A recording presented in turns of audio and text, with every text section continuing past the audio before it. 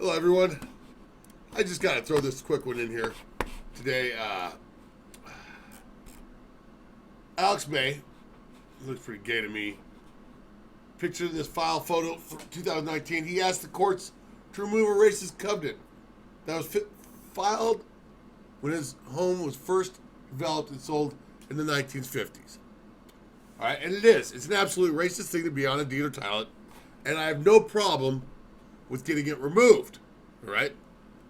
I don't know why they aren't removed, and as you see here, if there's an argument for the Supreme Court, it said the language is viscerally offensive and prevents a homeowner from fully enjoying their property. That's your legal argument? When you bought the property, did you see the title of the deed? And you still bought it? You got no fucking fundamental right to enjoy your property. That's a subjective term, all right?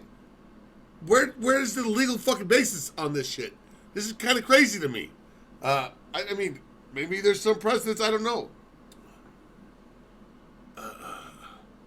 She pointed to a new law passed by legislative never which outlines the process of how to remove racial covenants from public records. Good. A judicial record. Good. Which would order a county auditor to entirely strike the racist or otherwise. Okay, good.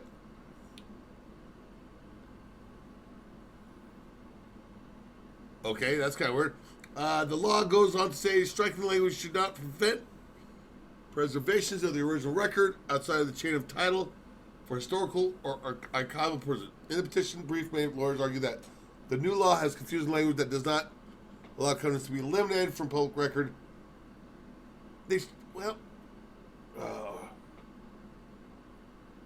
line requiring documents to be preserved for historical or archival. Okay, so I understand wanting to get rid of them. Okay. I just got, I mean, how much money is this motherfucker spend? Okay, so,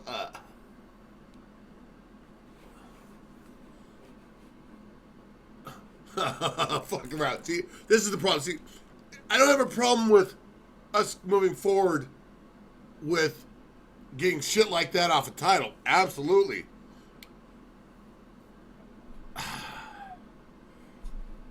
But these people think they have the right ideas and motivations for doing it.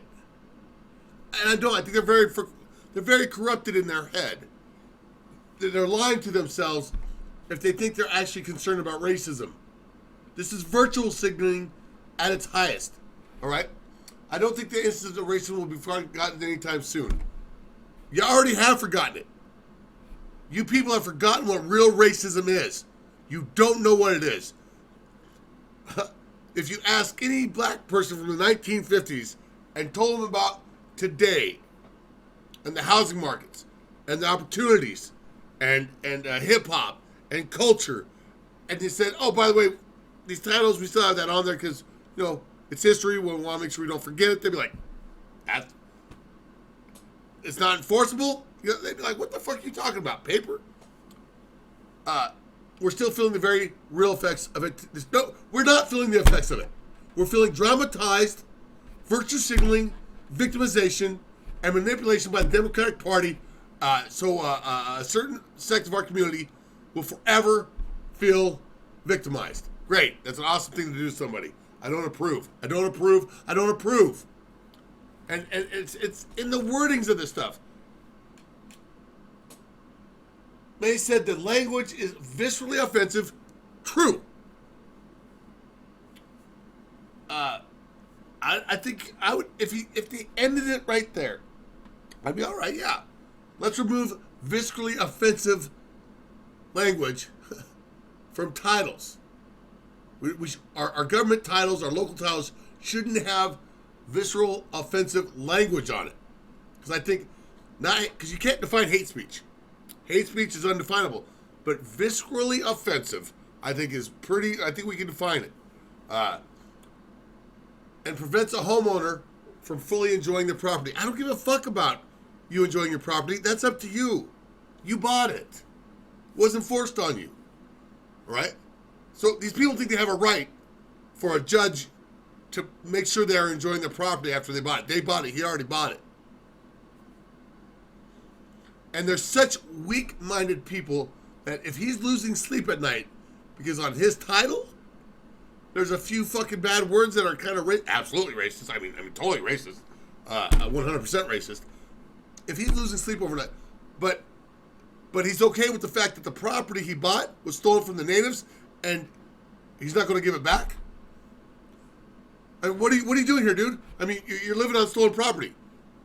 You're living on property that was stolen or whatever you want to call it, and not only that, stolen by racists apparently, who toiled the land, built the house, built the properties, buried their dead in. You're living on that property. You're worried about words on a paper. That keeps you up at night.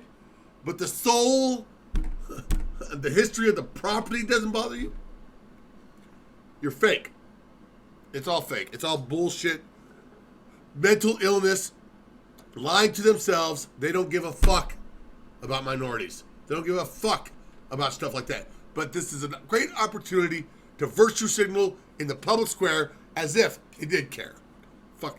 Some words on a title that aren't even enforceable. Fuck around.